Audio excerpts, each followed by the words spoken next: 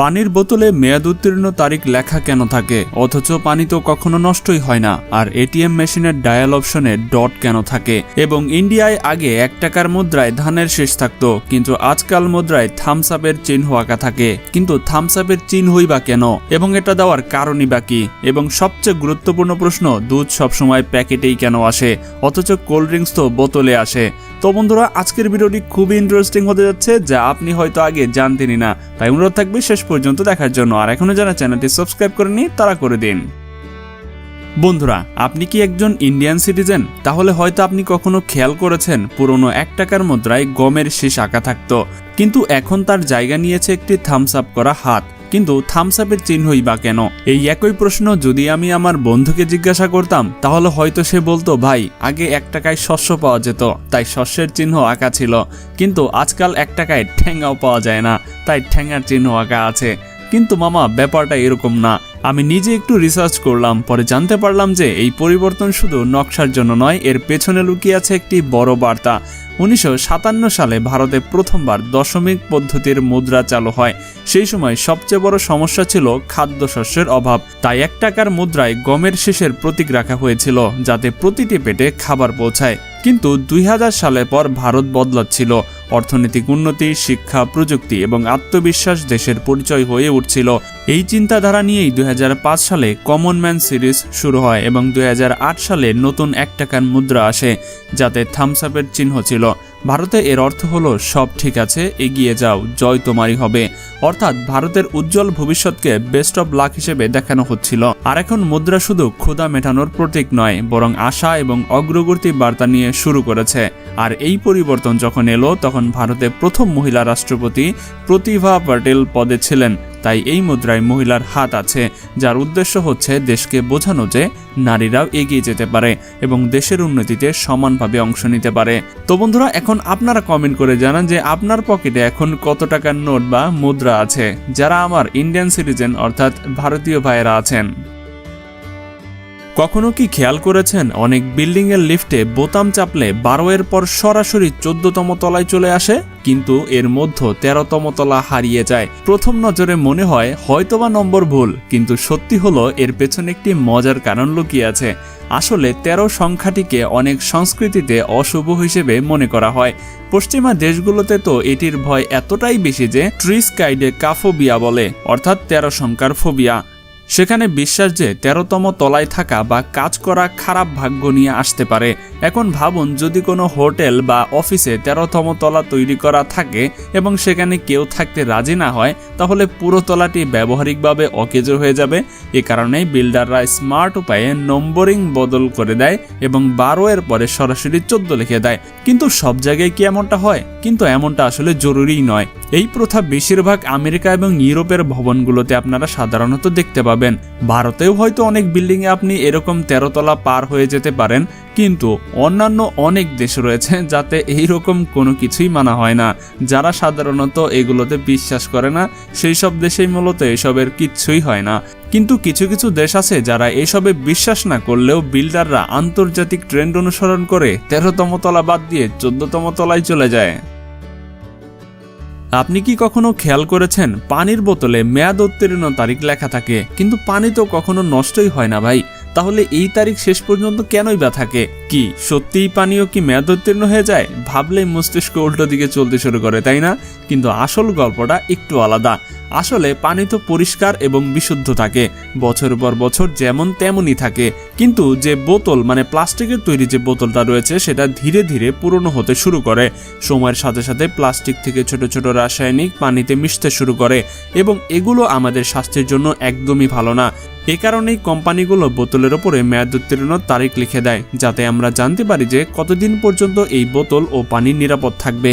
না হলে আমরা ভুলে বছরের পর বছরে রাখা পানি পান করতে থাকবো এবং পরবর্তীতে স্বাস্থ্যর ঝুঁকিতে পড়ব। পানির কোনো দোষ নেই, কিন্তু বোতল উপাদান পুরনো হয়ে যায়।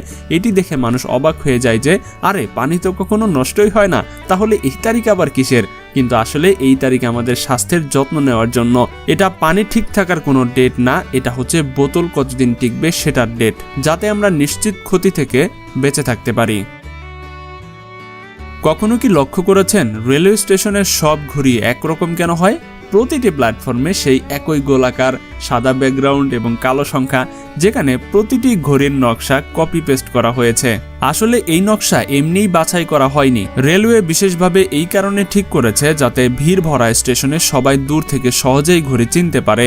গোলাকার আকৃতি এই জন্যই যাতে কেউ একে বোর্ড বা অন্য কিছু ভেবে না বসে। সাদা ব্যাকগ্রাউন্ড যাতে ধুলো বা আলোতেও সংখ্যাগুলো স্পষ্ট দেখা যায়। মোটা কালো সংখ্যা যাতে যে কোনো বয়সের মানুষ দ্রুত নজর দিয়ে পড়তে পারে।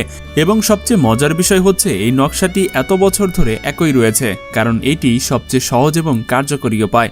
না হলে আলাদা আলাদা নকশা লাগালে মানুষ বিভ্রান্ত হয়ে পড়বে।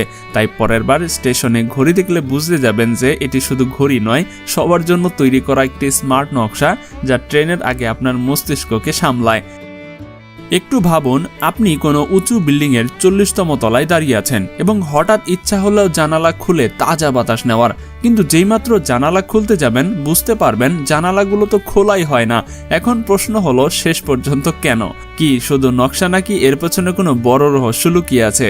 আসল ব্যাপার হচ্ছে উপরের বাতাস কোনো রোমান্টিক বাতাস নয় যেমনটা আমরা সিনেমায় দেখি। সেখানে বাতাসের গতি এত তীব্র হয় যে যদি জানালা খোলা থাকে তবে তা আপনাকে সতেজতা দেওয়ার বদলে সরাসরি বাইরে ছুঁড়ে ফেলে দেবে, যেন আপনি সুপারম্যান। দ্বিতীয় কারণ হচ্ছে নিরাপত্তা। যদি এত উঁচুতে জানালা খোলা থাকে এবং কেউ একটু বেশি সাহসী হয়ে জানালার কাছে চলে যায় এবং পা পিছলে পড়ে যায় এবং সেখানে দুর্ঘটনা ঘটতে পারে, তবে তাকে চিরকালের জন্য উপরেই থাকতে হবে। তৃতীয় কারণ হচ্ছে শক্তি নিয়ন্ত্রণ। আসলে এই বিল্ডিংগুলো একটি যৌক্তিক এসি বক্সের মতো কাজ করে।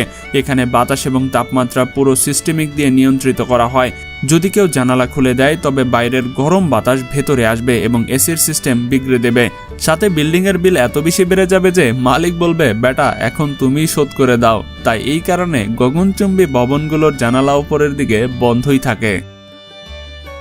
কখনো ভেবেছেন দুধ সবসময় প্যাকেটেই কেন আসে আর কোল্ড ড্রিঙ্কস অর্থাৎ পেপসি, কোকাকোলা এইসব জিনিস কেন সবসময় বোতলে আসে? ভাবুন, যদি কোল্ড ড্রিঙ্কসও প্যাকেটে মিলতে শুরু করে তাহলে কেমন লাগবে? একদম আজব ব্যাপার, তাই না? যেমন কেউ বলে, ভাইয়া 1 প্যাকেট কোকাকোলা দিন। আর যদি দুধ বোতলে মিলতে শুরু করে তবে প্রতিটি বারের ফ্রিজ ছোট পড়ে যাবে। আসলে ব্যাপারটা একটু ব্যবহারিক। দুধ হলো প্রতিদিন পান করার জিনিস। সকালে চায়ের জন্য, বাচ্চাদের জন্য, দই বানানোর জন্য।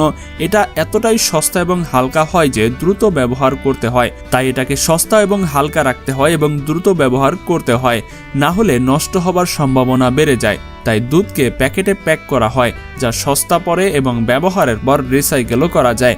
এখন কোল্ড ড্রিঙ্কস দেখুন, এটি প্রতিদিন পান করা হয় না, কখনো পার্টিতে, কখনো বন্ধুদের সাথে, কখনো বাইরে গরমে। তাই এর শেলফ লাইন অর্থাৎ টিকে থাকার ক্ষমতা বেশি চাই। বোতলে প্যাক করলে এটি লিক করে না, বেশি দিন চলে এবং দেখতেও স্টাইলিশ এবং মজার লাগে। এবং মজার কথা হচ্ছে যে মানুষ বলে দুধ হলো স্বাস্থ্য, কোকাকোলা হচ্ছে রোমাঞ্চ। আর সত্যিই তাই, দুধ আমাদের প্রতিদিনের প্রয়োজন, অন্যদিকে কোল্ড ড্রিঙ্ক শুধু মুড বদলানোর জিনিস। কখনো কি লক্ষ্য করেছেন যে এটিএম নাম্বার প্যাডে ছোট ছোট ডট কেন আঁকা থাকে, যেন কোনো রহস্য লুকিয়ে আছে? কিন্তু আসলে এটি কোনো সাজসজ্জা নয়, এটি খুবই বিশেষ কারণে লাগানো হয়েছে। আপনি ভাববেন এই ডট শেষ পর্যন্ত কেন থাকে এবং এটি কার জন্যই বা তৈরি করা হয়েছে।